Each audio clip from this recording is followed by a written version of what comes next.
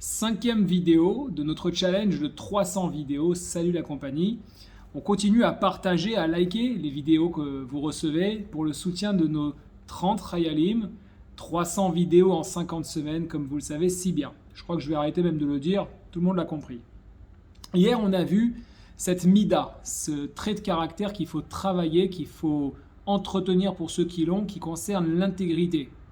On m'a posé une question hier soir, on m'a dit, mais tu sais, intégrité, ce n'est pas simplement, du moins tamim, ce n'est pas simplement l'intégrité, ça vient de la racine tam, qui veut dire un peu la simplicité, voire le côté naïf. C'est un peu limite de dire naïf, mais on se comprend, et qui est donc un élément important.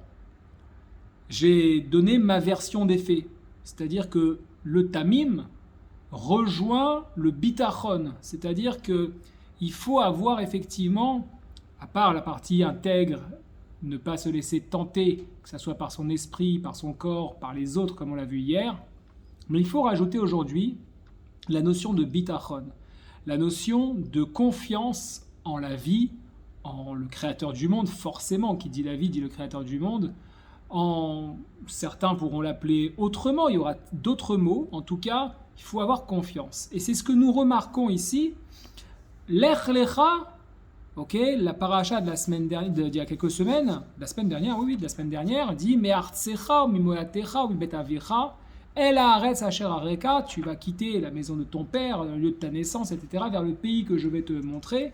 Et ce pays, c'est Canaan.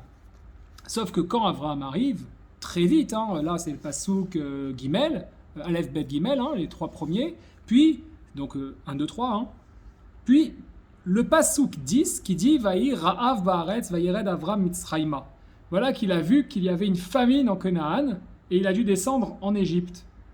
On peut dire que si nous, au quotidien, on travaille ce bitachon, cette confiance en la vie qui nous dépasse, qui est dans la manière où on s'annule devant les surprises de la vie, devant là où la vie veut nous emmener, eh ben on peut être certain que si on déménage pour un meilleur endroit et qu'il y a des galères, on va avoir tendance à faire machine arrière ou à regretter ou à se plaindre.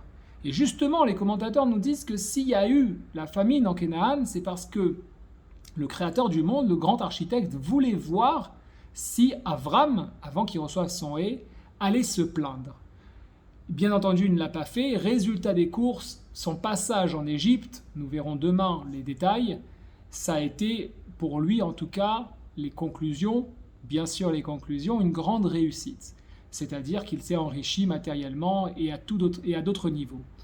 Donc par conséquent, un des points importants pour connaître la victoire, c'est d'accepter d'être surpris et de savoir mesurer les éléments qui arrivent de manière positive tout en ayant la confiance que ce qui nous arrive est bien.